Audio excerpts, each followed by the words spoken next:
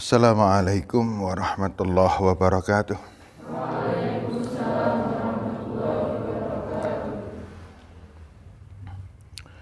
Alhamdulillahi rabbil alamin. La haula wa la quwwata illa billah. Hasbiyallah wa ni'mal wakil. Ni'mal maula wa ni'man nasir. Rabbi syrah li sadri wa yassir li amri wahlul 'uqdatam min lisani yafqahu qawli, amma ba'd. Baik, kita buka dulu kajian sore ini dengan membaca doa pembuka. Bismillahirrahmanirrahim. Asyhadu an la ilaha illallah wa asyhadu anna Muhammadar Rasulullah. Raditu billahi rabba wa bil islami dina wa Muhammadin sallallahu alaihi wasallam nabiyya wa rasula. Rabbi zidni ilma warzuqni fahma, amin. Baik anak-anak sekalian, kita langsung ke materi saja. Saya khawatir tidak mencukupi waktunya. Kita sedang belajar surat Surat nomor 22. Ya? 23. Kemarin kita sudah sampai ayat 7, ya. Ayat 7 belum saya sampaikan. Sekarang kita mari baca ayat 7, 8, 9, 10. 7, 8, 9, 10. Moga bersama-sama. A'udzu billahi minasyaitonir rajim. Faman ibtagha wara'a dzalika faulaika humul adun. Walladzina hum li amanatihim ra'un. Walladzina hum ala salatihim yuhafidun. Ulaika humul warithun. Okay. Always.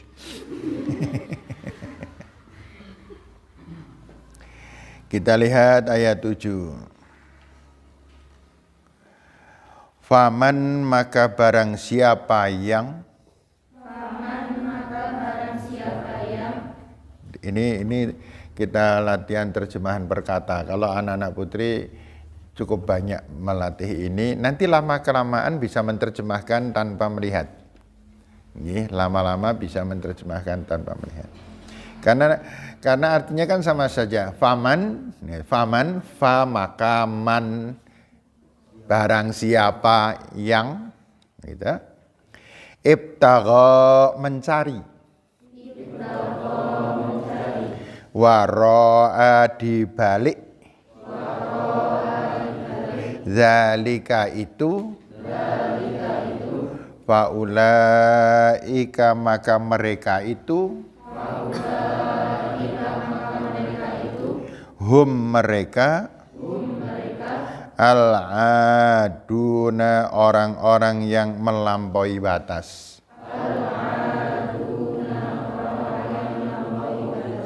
Ya.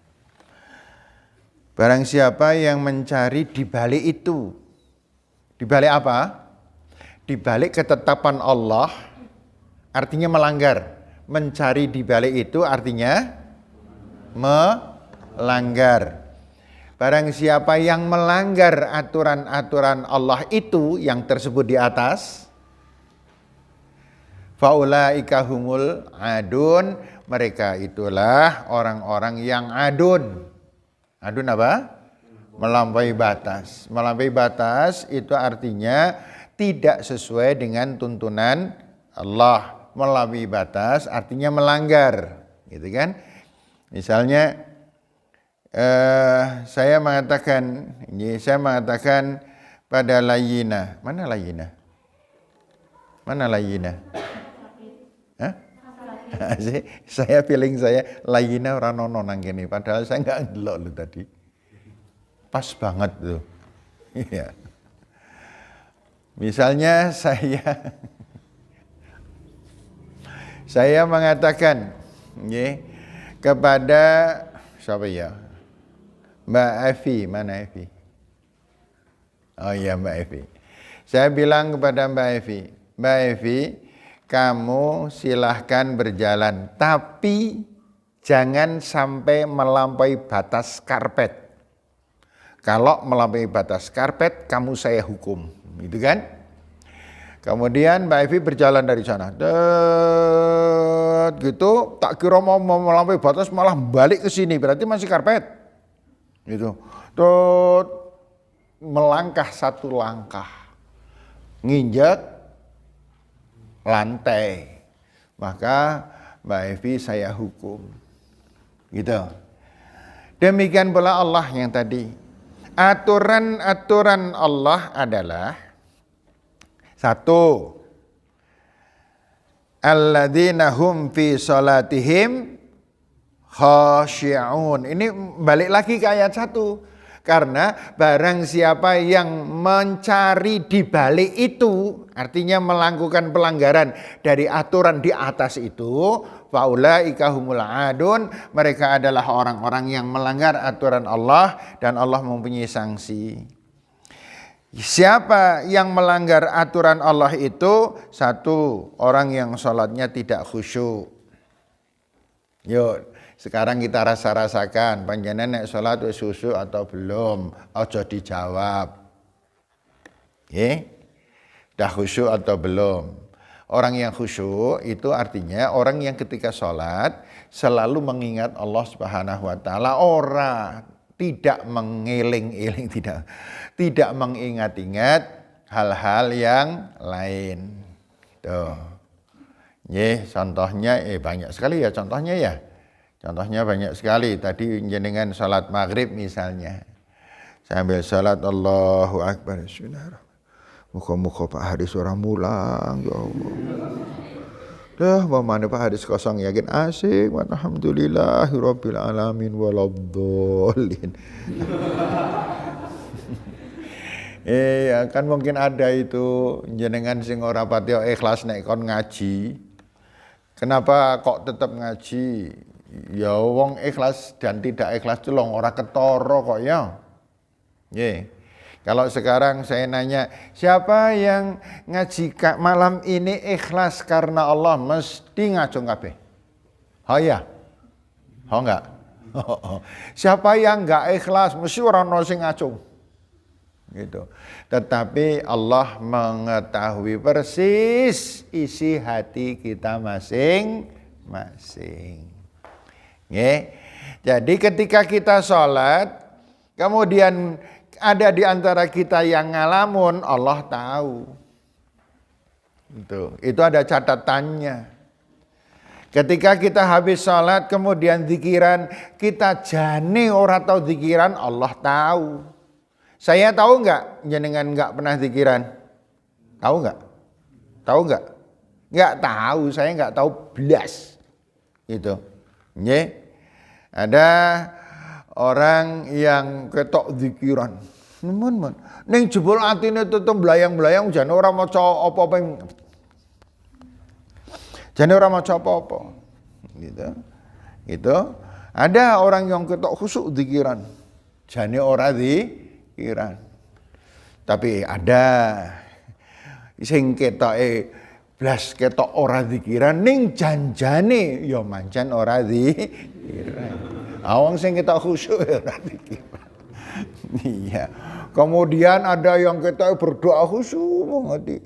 Ning jane lho ora ana sing disuwun. Gitu. Tidak ada yang diminta juga gini. Loh, dhek kok kaya ngene, dadak kaya ngene barang. Lho nyong ya ora penak yo kancane padha ngene kok nyong ya ngene. Aduh ya Allah, ya Rabb, manusia itu gampang sekali memalsukan diri di hadapan Allah. Manusia yang menganggap bahwa Allah tidak melihat apa yang ada di dalam hati kita. Ini monggo hati-hati masing-masing ya. Karena masih ingat hadis yang Rasul pernah mengatakan, la'lamannakum aqwamun. Pernah dengar hadis ini sebelumnya? La'alamanna aqwamun ya'tu yaumal qiyamah bihasanatin bimislit tihamah al-bayda fayaj'allahu haba'an mansura. Qalu ya Rasulullah manhum sifhum lana wa jallihim lana li'alla nakuna mislahum wa nahnu la na'lam. Wa qala Rasul sallallahu alaihi wasallam hum min anfusikum wa min jildatikum ya'maluna kama ta'malun walakinnahum idza khallu bi makharimillahi intahaku. Siapa yang tahu artinya? 1.000. Oh, serius itu. Siapa yang bisa menerjemahkan hadis tadi? Hadiah 100.000. Duit kuwi warnane abang yakin. Udah, panjenengan mengatakan saya pelit, baik. 1.50. Ewu. Dan 1.50 kilo. 200.000. Dah 1/4 juta. Wah, gede banget tuh. Ya 1/4 juta kan 250.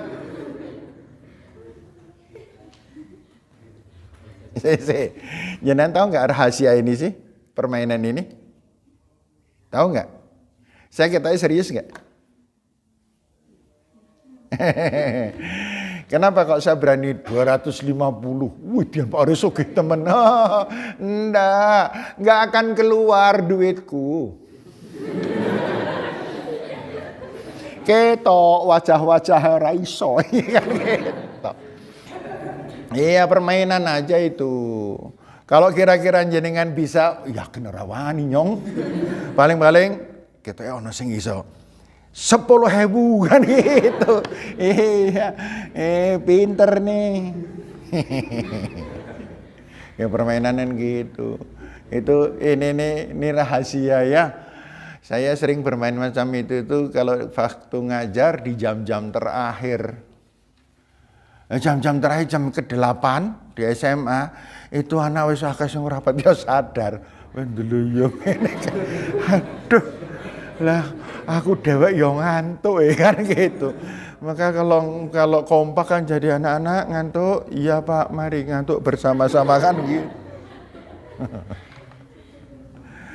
Nah, suatu ketika anak-anak saya pernah jadi mangkal tenan lu saya itu. Ada anak, tapi saya nggak boleh nyebut nama ya. Orangnya masih hidup soalnya. Namanya ini, ya namanya ada namanya. Kemudian di jam 8 saya capek banget sehari itu saya ngajar 7 jam. 7 jam pelajaran kan kesel banget padahal jam itu lagi keterangan semuanya ya Allah. Padahal keterangan kan saya nek menerangkan apa-apa mesti semangat gitu. Terkesan kaya nembe maam gitu loh. Ya, padahal ngelipol. Gitu. Lah kok ada anak, jujur anak tadi laki-laki. Anaknya ini anak paling bodoh di kelas. Dia itu kalau dapat nilai saya itu nilai agama. Lah kok nilainya itu jisamsu jal. Udah enggak? Jisamsu loro telu papat. Ya. Tapi anak ini, karena saya boleh menceritakan bebas karena ini saya rahasiakan namanya kan boleh. Tapi anak ini kementerusnya, masya Allah, pedit itu saya sebel banget. Gitu. So, kadang saya lagi ini, saya menjelaskan. Setelah selesai, itu jam 8 itu. Anak-anak ada yang ingin bertanya tentang pelajaran tadi, mereka diam semuanya. Tiba-tiba anak tadi yang sama Ustaz ngaco. Saya tanya, Pak. Iya. Tapi mohon maaf Pak, keluar dari materi. Ya enggak apa-apa. Lah kok kemudian dia mengatakan, Pak, saya mohon bertanya, apa yang dimaksud dengan ayat ke-42 di dalam surat 56? Apa hubungannya dengan ayat 27 di surat nomor 9? Itu hubungannya apa? Saya makin ayat surat nomor 9 di surat opo gitu kan. Ya kan kudu mikir. Kemudian surat apa tadi 56 ki surat opo, ayatnya opo, unine opo kan jadi ya, saya kan nggak sepinter Adi Hidayat. Ya. Awas loh orang nona sing dadi Adi Hidayat lho ya. Itu rekoso bulang bodoh terus. Itu. Nah, saya kan juga kira-kira nek Mbak jawabnya beri Mbak. Padahal harus dijawab. Guru ditanya mesti kudu ono jawabane. Gimana? Pengen jawab. Ayo siapa yang bisa? Siapa yang bisa menjawab dan kemudian masalah ini selesai? Bisa? Bisa jawab? Tak baleni neh ya.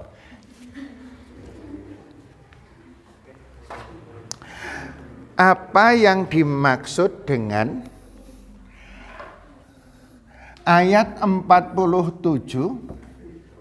surat nomor 58? Apa hubungannya dengan ayat 26 surat nomor 42? Apa hubungan dua ayat ini dengan dua ayat ini?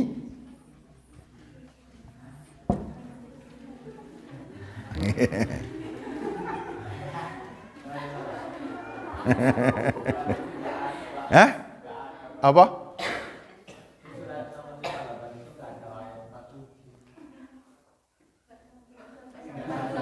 Oh, surat nomor 58 hanya sampai ayat garek robah.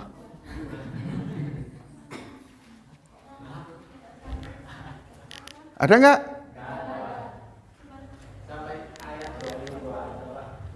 Lima delapan surat apa? Oh iya. Oke. Ya weh, ganti. Wong ini saya pertanyaannya begitu kira-kira. Enggak persis. Surat 58 ini surat apa tuh ya? Ada tadi mujadalah ya. Le mikir saya. Lah nek surat 40 iki surat apa tuh ya? Nah, sekarang panjenengan saya minta bukan menjawab. Itu korelasinya adalah bahwa Allah di ayat 20 itu menjelaskan begini dan ayat yang ke-26 adalah menjelaskan begini. Jadi korelasinya hubungannya adalah begini, bukan itu jawabannya. Kepinteran. Ayo jawabannya gimana? Saya spontan loh waktu itu. Dan bisa jawab apik jawabannya, tenan apik jawabannya. Dan dia kemudian manggut-mangguti. Padahal saya tidak jawab. Kok bisa manggut-manggut? Bagaimana caranya? Ada yang bisa? Ada yang tahu? Ini kreativitas saja. Udah? Nggak ada? Nggak ada? Mbak Lili nggak bisa jawab? Nggak. Saya tanya, Mas. Baik, saya jawab. Anda punya Quran di rumah? Punya, Pak. Terjemahan ada? Ada, Pak. Baca ulang. Itu persoalan gampang. Kamu hanya kurang membaca dengan teliti. Paham? Iya, Pak. Selesai.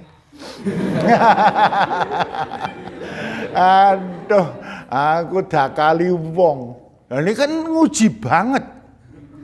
Ya Pak Haris jenis piro pintere gitu. Saya nggak mau yang ngomong-ngomong nyongki wong bodoh, nggak mau saya. Tak jelaskan aja. Punya Quran? Punya Pak. Terjemahan? Punya Pak. Gampang. Nanti pulang di rumah baca ayat tadi dengan baik dan hubungkan dengan ayat yang dimaksudkan. Insya Allah nanti akan ketemu. Paham ya? Paham. Ya sudah, selesai. Gitu. Itu terjadi tahun 88. Lahir Bapak jenengan sing membuat. Ya. 88 Bapak jenengan udah lahir ya? Oh, udah Pak. Bapak saya dengan Pak Haris itu tua, bapak sayang banget kok kan gitu kan. Ya. Kita lanjut. Ini kalau pengajian ini kalau urusannya cerita itu paling enak ya. Ngerti-ngerti azan Isya. Jenengan ini ngapusi saya terus ah. Ya, kita lanjut. Siapa yang melampaui batas? Siapa yang melanggar aturan Allah? Yang pertama, orang yang sholatnya tidak khusyuk. Siapa yang kedua? Yaitu orang yang suka anil laghwi mu'ridun, melakukan hal-hal yang tidak berguna, yang cenderung miring-miring kepada maksiat yang dimurkai oleh Allah Subhanahu wa taala. Yang ketiga, orang yang tidak mengeluarkan zakat. Yang keempat,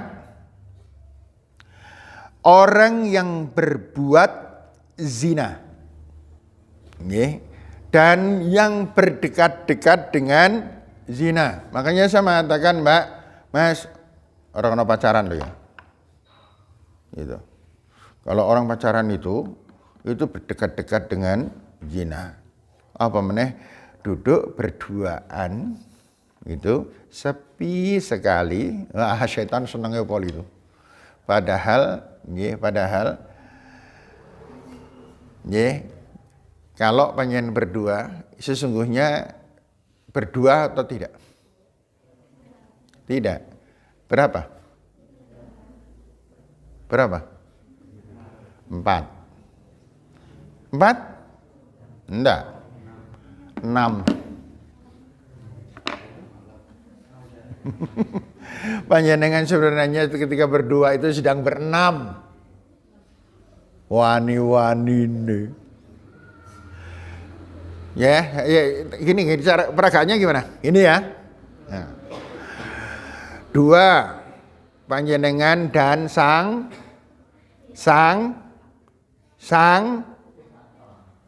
pacar. Wih, ora bisa. 2. Yang satu setan. Ya kan? Di samping panjenengan, saya terus.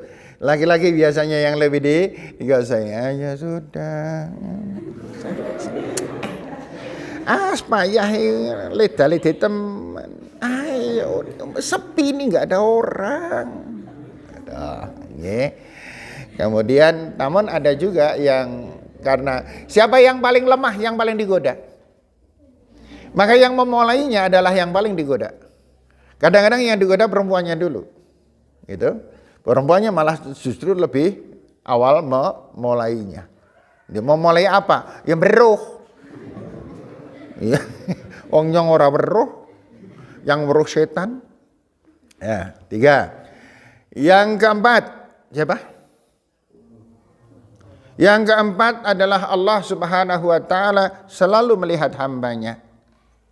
Wa ma tasqutu min waraqatin illa ya'lamuha. Jangankan orang yang sedang bercakap-cakap berduaan tanpa ada orang yang lain, sedangkan Allah tahu persis setiap daun yang jatuh dari pohonnya itu atas pengetahuan Allah. Gitu.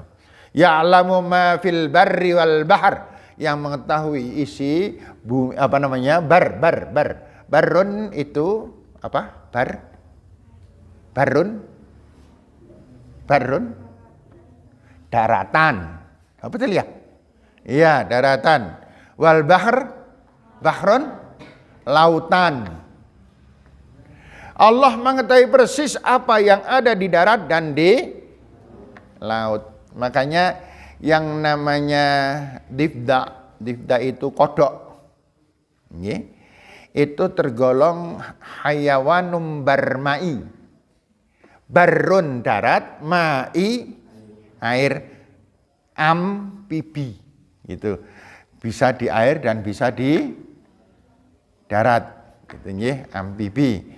Nek yuyu termasuk amfibi bukan? Bukan.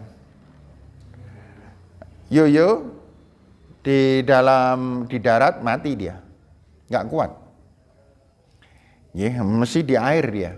Hanya di darat bisa agak lama kan gitu.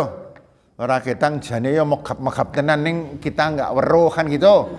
Iya, yuyu kayak nang darat tuh kelabuakan gitu.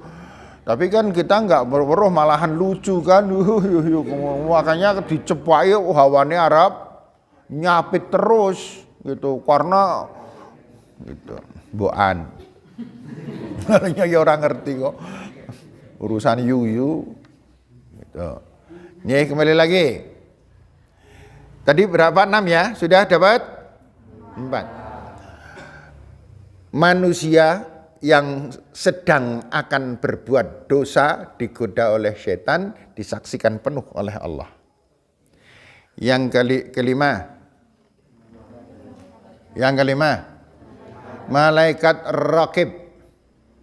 Yang keenam, malaikat atid. Raqib dan atid. Ma yalfidhu min qaulin illa ladaihi raqibun atidun. Raqib dan atid. Atid yang menulis jelek. Begitu dua orang ini tergoda, mulai atid nyatet. Terus nih ya dadat meneh. Malah saya ndodro. Gitu. Terus malaikat raqib meneng weh. Karena berdua orang ini dosa terus ngadakan malaikat raqib malah ada liar-liar kan. Ya. Tetapi apabila mereka berdua bercakap-cakap kemudian digoda setan, laki-laki mata enggak mau, saya enggak mau. Dosa, enggak boleh. Raqib langsung mencatat. Ini anak hebat, gitu. Ternyata sing perempuan malahan geser tempat duduknya. Ini kok malah kedoh si prige ngatit nyadet. Terus gitu.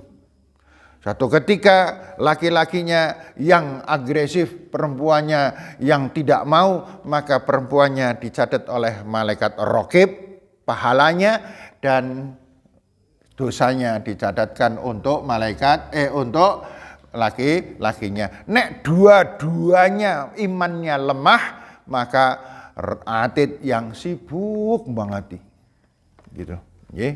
Atidnya perempuan sibuk banget ngantek kemeringet. Atidnya laki-laki juga sibuk banget ngantek pensilnya bujel. Iya. Jadi jangan dikira nggak ada, dan itu berakibat yang kadang-kadang akibatnya turun di dunia. Baik, kita lanjut dulu. Ini cepet harus nih. Illa ala azwajihim aw ma malakat aymanuhum fa innahum ghairu malumin. Kecuali terhadap istrinya atau suaminya. Monggo. Kalau menyenengan weruh saya dengan istri suatu ketika gandengan, ya orang ngapa-ngapa, gitu ya, itu. Nah, pernah lihat saya gandengan? Iya. Saya pernah gandeng istri saya kata nyebrang dalan. Iya, nyebrang dalan, saya mesti di sebelah. Kalau menghadap sana, saya sebelah sininya. Jadi mobil kan dari sana. Nah, saya yang menata penyeberangan. Ya nyebrang Bu, nyebrang gitu. Kadang-kadang akhirnya takon nyebrang malah ngalamun tarik. Iya, mungkin ngalamun lu kenang apa kok ngalamun gitu kan? Ya mbuh nyang ora ngerti. Ngalamun mungkin weruh wong lanang gantenge ora umum gitu. Iya. Maksudnya gitu loh. Maksudnya mungkin mikir wih bocah gandenge pol ya Allah nyang kapan di menantu sing kaya gandenge kaya ngono gitu. Nggih, karo ngalamun karo mlaku karo mlenguk nabrak leneng cedor. Siapa yang pernah alami gitu ayo? Kan sering terjadi. Oh, cah nembe sepeda motor weruhna cah ayu. Hujan. Wah, mlebu sawah jal. Malah sepol. Iya, ini nih ada nih. Ini nih ada yang pernah melakukan semacam itu. Iya, pulang-pulang blopot kepot gitu. Terus nomor 7. Nah, tadi yang nomor 7 itu ya makanya Allah mengatakan faman ibtaqa wara adzalika faulaika humul adun. Siapa yang melanggar aturan-aturan di atas itu adalah orang yang berlebihan di dalam mengarungi hidup tidak sesuai dengan aturan-aturan Allah, melanggar garis tuntunan dan garis aturan. Ya mbon nggih. Nomor 8. Walladzina hum li amanatihim wa ahdihim ra'un. Walladzina dan orang-orang yang hum mereka li amanatihim bagi amanat-amanat mereka wa ahdihim dan janji mereka ra'una orang-orang yang memelihara. Nah sekarang saya contoh Anda sebutkan satu di antara amanah Allah yang diberikan kepada kita. Contoh satu. Siapa yang bisa?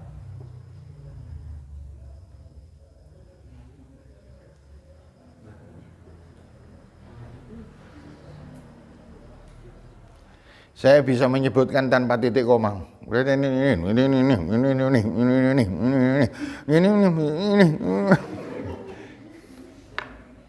Yes, ya. Anak putri mesti bisa jawab karena sudah diberi kesempatan mikir. Nah, jenengan enggak, apa ya, kan gitu karena langsung ditanya, panik. Anak putri ngacung, siapa yang bisa menyebutkan satu di antara amanah Allah yang diberikan kepada kita? Ya, menghormati orang tua, tak ralat. Amanah salah satunya adalah orang tua, bukan menghormati. Orang tua itu amanah Allah. Yang lain? Nanti nek saya yang nyebutkan menyenen si glonipol. Oh.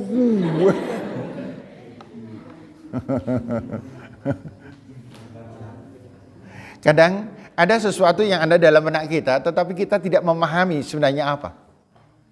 Tapi kita sebenarnya sudah paham.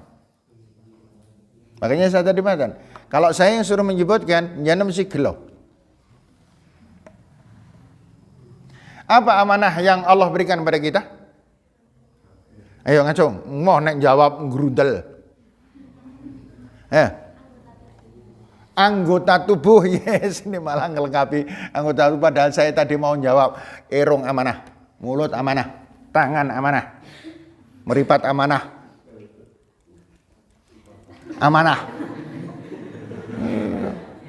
sikil amanah, semuanya amanah. Istri amanah, suami amanah, anak amanah, orang tua amanah, tetangga amanah, harta amanah. Semua yang ada di dalam kehidupan kita, yang kita sering mengatakan ada akhiranku, ya, itu amanah. Rumahku, anakku, orang tuaku, batukku. Semuanya adalah amanah. Bukan milik kita. Ini bukan milik kita. Suatu ketika panjenengan dimatikan, dicabut nyawanya oleh Allah, siapa bisa protes? Malaikat Israel yang menyabut nyawa ya? Pernah ketemu? Iya. Malaikat Israel datang kepada kita. Hikmatun. Kaget sih. Datang malaikat menghadap ketemu dengan Mbak Hikmatun. Kemudian Mbak Hikmatun, jangan malaikat, kula ampun riyen. Kemudian Hikmatun ngambil duit banyak, masukkan amplop. Niki sakit gitu Mbak? Enggak bisa. Enggak ada orang bisa nyuap malaikat, enggak bisa. Itu. Nggih. Maka apabila orang sudah datang waktunya, fa idza jaa ajaluhum la yastakhiruna sa'atan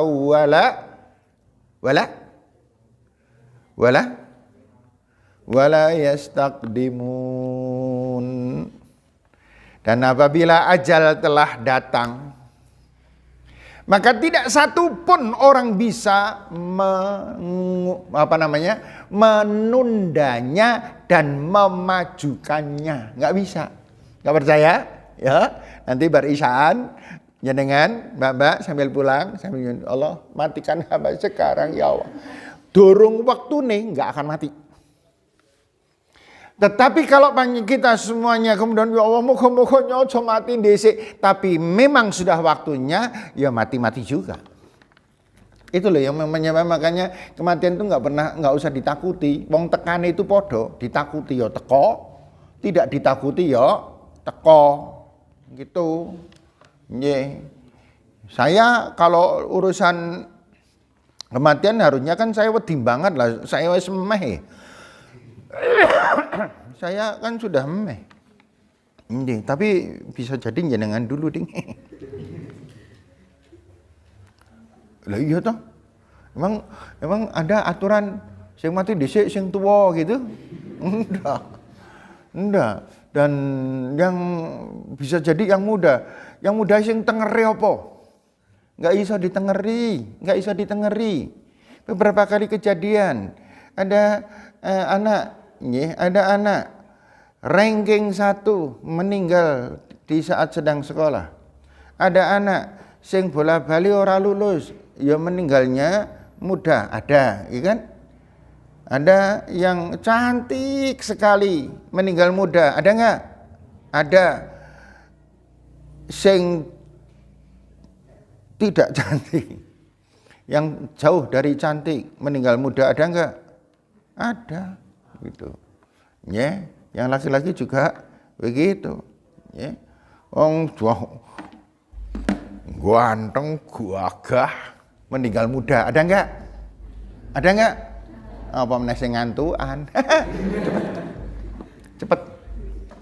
Boan. Ya.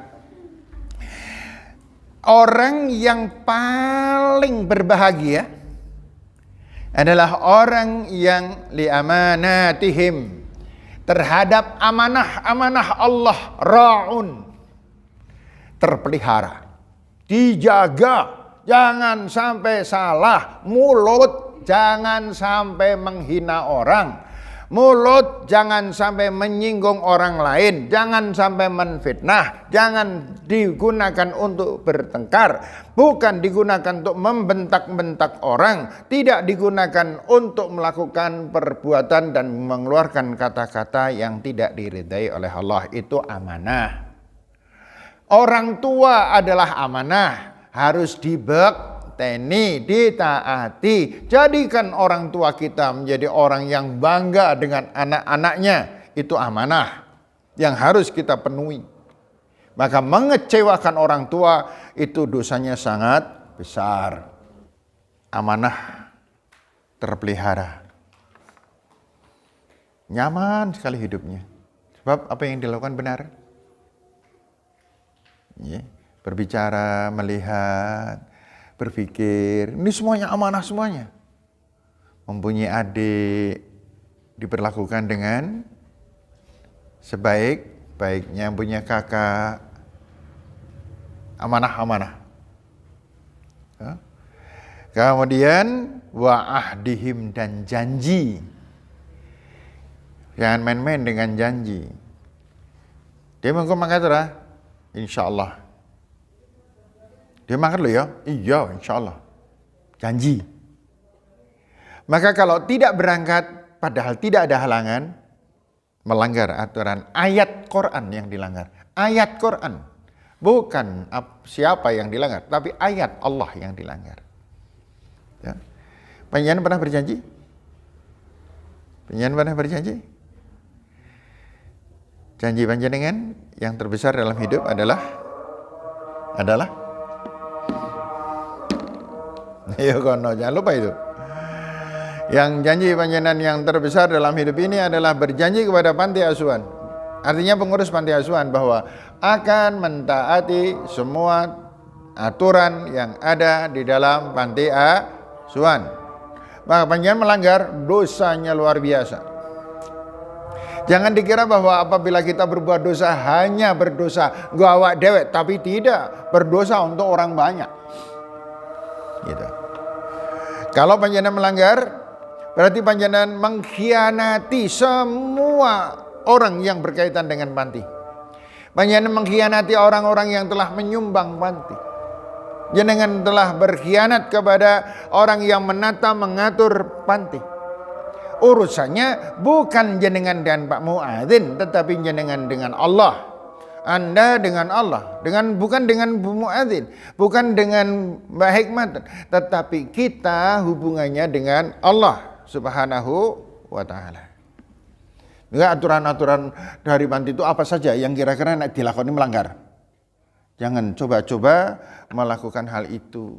Karena apa? Mungkin pengurus tidak tahu, tapi Allah sudah mengatakan walladzina hum li amanatihim wa ahdihim ra'un. Nggih, lanjut. Kemudian yang ke-9 ayat 9, walladzina hum ala sholawatihim yuhafidun. Orang yang selalu menjaga sholat. Artinya gini loh, menjaga sholat itu satu, tentang tepat waktunya. Dua, tentang khusyuknya, tentang jamaahnya, tentang tumak ninahnya. Kemudian yang tidak kalah penting adalah tentang menjaga sholat, jangan sampai sehabis sholat kita berbuat dosa. Sebab kalau sehabis sholat kita berbuat dosa, itu sama dengan orang berdagang tidak dapat keuntungan. Kalau orang dagang tidak dapat keuntungan namanya rugi.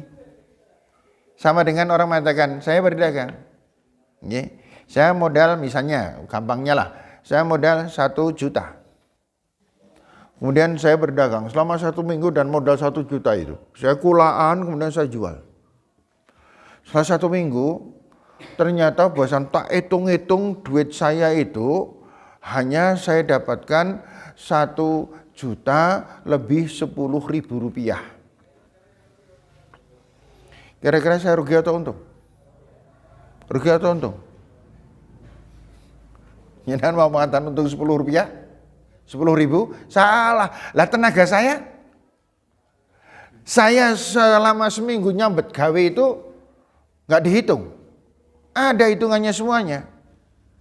Maka kemudian saya mengatakan, dengan uang yang kembaliannya ternyata hanya 1 juta, lebih sangat sedikit itu, saya kemudian mengatakan, nek ngono yang percuma halit dagang. Nek ngono nyong dagang karo ora padha wae, ora ana bedane. Gitu. Maka orang yang sholat, setelah sholat kok masih bisa berbuat dosa, maka yang dikorbankan adalah sholat njur sholate dienggo ngopo kok masih berbuat dosa. Artinya orang yang sholat kok masih berbuat dosa sama dengan orang yang tidak pernah sholat. Itu sama dengan orang yang tidak pernah sholat. Makanya hati-hati anak-anak sekalian. Ya, Allah memberikan peringatan pada kita, innamat taubatul ladzina ya'maluna su' bijahalah. Sesungguhnya Allah Subhanahu wa taala menerima taubat kita, permohonan ampun kita kepada Allah selama kita melakukan perbuatan-perbuatan yang kita sendiri masih bodoh tentang hal itu. Jadi kalau kemarin ada di antara kita yang melakukan perbuatan-perbuatan keliru salah, itu hanya karena kita belum tahu, masih bodoh banget. Maka kemudian setelah sekarang sudah mulai tahu, segera memohon ampun kepada Allah, hentikan. Karena semua tatanan Allah pasti menguntungkan kita dan pelanggarannya adalah selalu merugikan kita. Baik ya. Kemudian itu yang dimaksudkan dengan walladzina hum ala salatihim yuhafidun. Kemudian Allah akhirnya mengatakan ulaika humul warithun. Ya. Ulaika mereka itulah. Monggo. Hum mereka al-warithuna orang-orang yang mewarisi. Sekalian 11. Alladzina yarithunal firdaus hum fiha khalidun. Alladzina orang-orang yang yarithuna mereka mewarisi al firdausa firdaus hum mereka itu fiha di dalamnya khaliduna orang-orang yang kekal.